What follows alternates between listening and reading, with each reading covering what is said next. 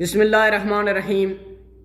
ابتدا ہے رب جلیل کے ببرکت نام سے جو دلوں کے بید خوب جانتا ہے، جس نے نسل آدم پر اپنے سربستہ راز فاش کر کے احسانات کی انتہا کر دی۔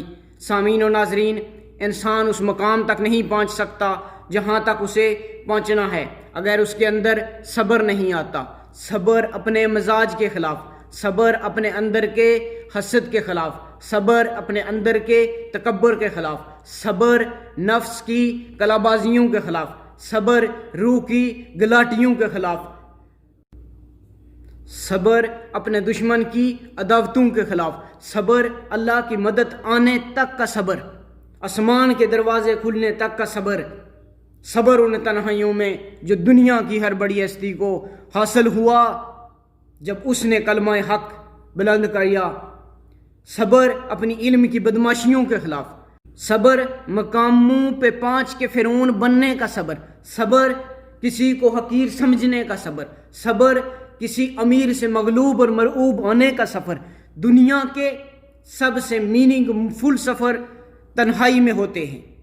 اپنے من میں ڈوب کے پا جا سراغ زندگی، اپنے من میں ڈوب کے پا جا سراغ زندگی، تو میرا نہیں بنتا نہ بن، اپنا تو بن۔ وہ اپنا بننے کا صبر، اپنے نفس سے سچ بولنے کا صبر، اپنے اندر کی غلاظتوں کو ختم کرنے کا صبر۔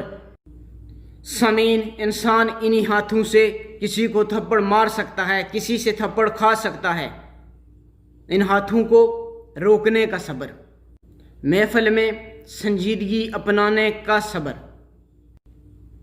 سامعین، بحیثیت فرد، بحیثیت معاشرہ، بحیثیت امت، آج ہم کو جس مقام پر جس جگہ ہونا چاہیے تھا اس جگہ پر نہیں ہیں، اس کی سب سے بڑی وجہ ہمارے اندر صبر کا نہ ہونا ہے۔